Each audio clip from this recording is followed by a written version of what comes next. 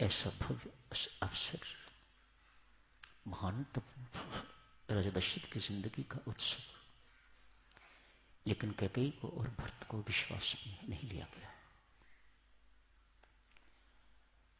संत महात्मा सोच समझ के तो ये निष्कर्ष निकालते हैं, होनी बहुत बलवान है,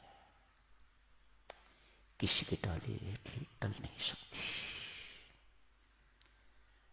आज अमंगल प्रस्तुत हो गया है, सब तैयारी होगा। राजा दशरथ ने प्रभु राम को बुलवा के तो उन्हें सूचित कर दिया है, कल आपका राज्याभिषेक होगा। उपवास रखो, ब्रह्मचर्य का पालन करो, भूमि पर शयन करो, खाना हो तो फलाहार, इत्यादि इत्यादि सब बातें समझा दी गई। महर्षि विशिष्ट प्रभु राम के महल में गए।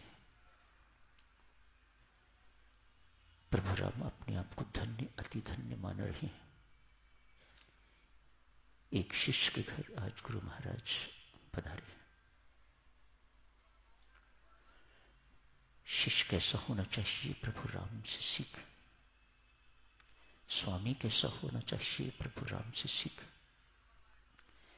राजा कैसा होना चाहिए प्रभु राम से सीख, पुत्र कैसा होना चाहिए, बड़ा भाई कैसा होना चाहिए, पति कैसा होना चाहिए, इस सब कुछ प्रभु राम से सीखने योग्य।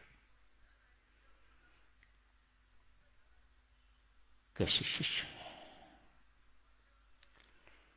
आपने गुरु महाराज कष्ट किया है यहां पधारने को, आप मुझे बुलवा लेते, मैं तत्काल आपकी सेवा में उपस्थित हो गया होता।